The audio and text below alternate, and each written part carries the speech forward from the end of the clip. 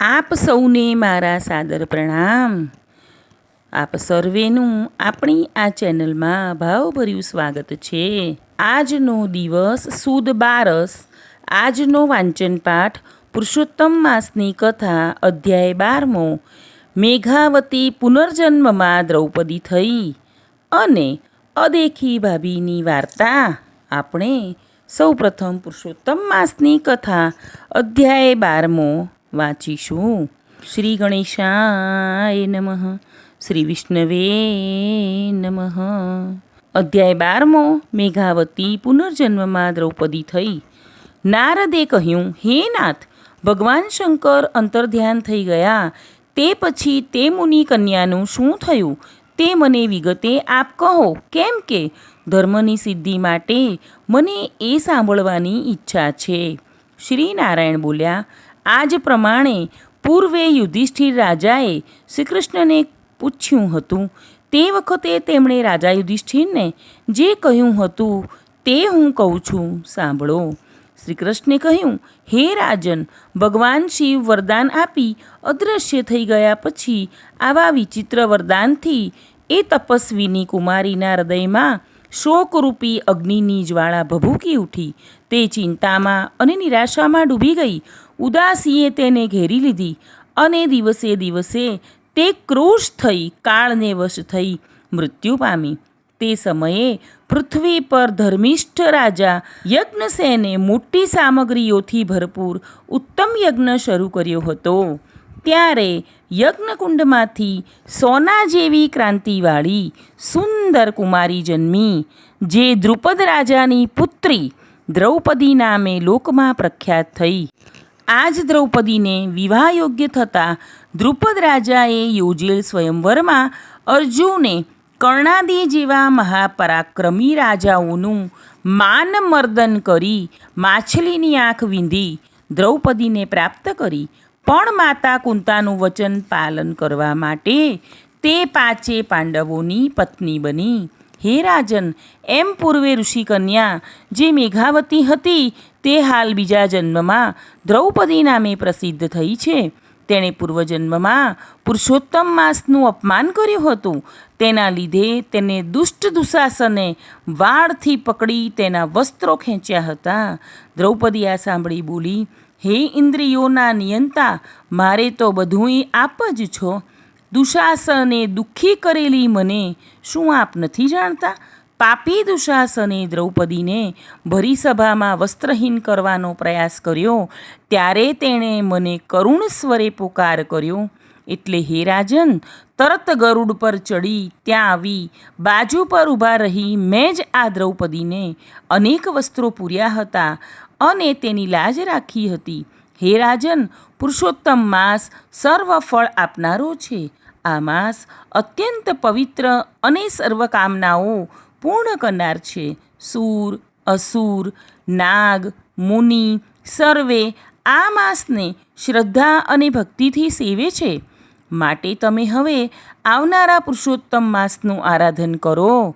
14 વર્ષ પૂરા થતાં તમારું સંપૂર્ણ કલ્યાણ થશે.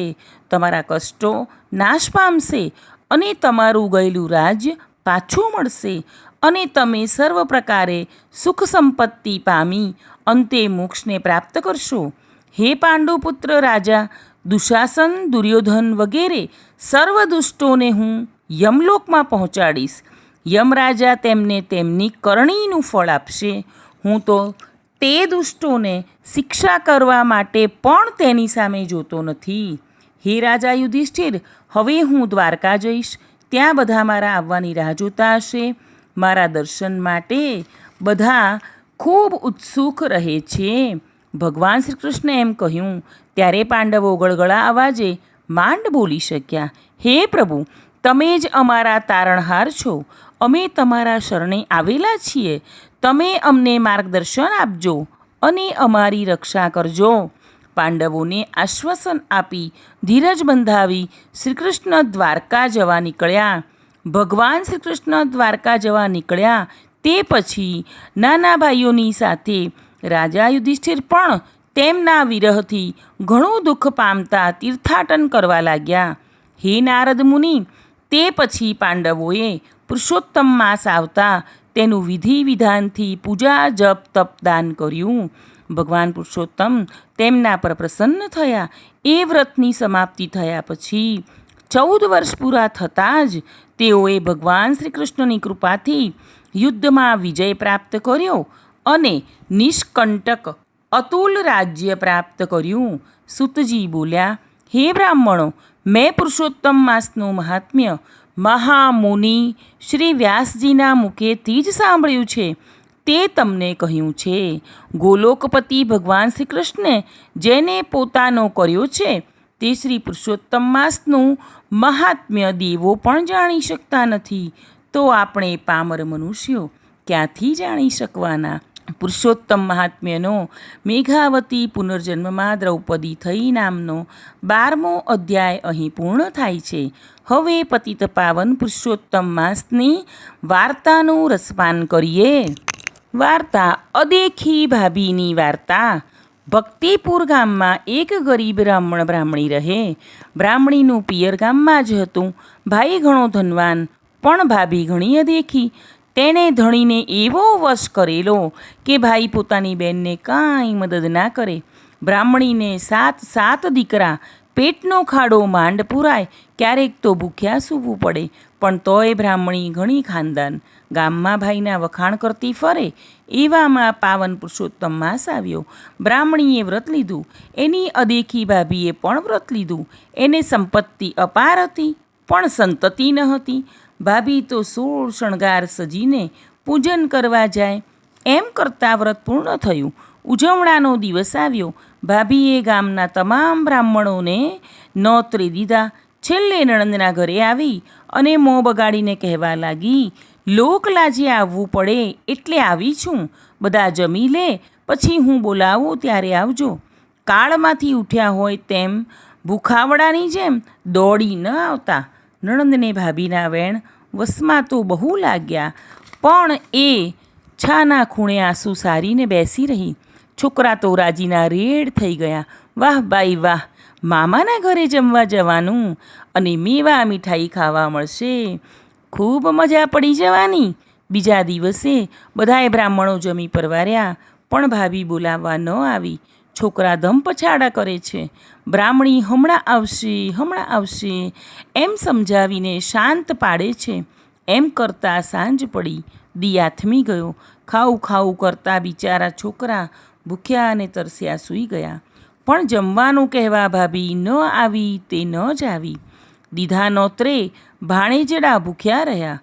રાત્રે બ્રાહ્મણીએ વિચાર કર્યો કે સવારે છોકરા ઉઠીને ખાવા માંગશે ત્યારે શું આપીશ? બચારા બાળકોને મામીના સ્વભાવની શું સમજ પડે? અત્યારે તે માંડ જંપીને સૂઈ ગયા છે, પણ સવારે વહેલા ઉઠીને પાછા ખાવાનું માંગશે ત્યારે મારે શું જવાબ દેવો? છેવટે ન છૂટકે બ્રાહ્મણી તો ચૂપચાપ ગઈ ભાભીના ઘરે. ત્યાં તો રોશની ઝળહળે છે, મંગલ ગીત ગવાય છે.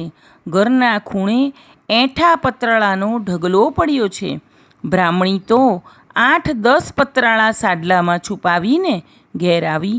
એમાં જે એઠું જૂઠું વધ્યું હતું તેના લાડવા વાળીને પતરાળા ઘરના ખૂણે ફેંકી દીધા અને સૂઈ ગઈ.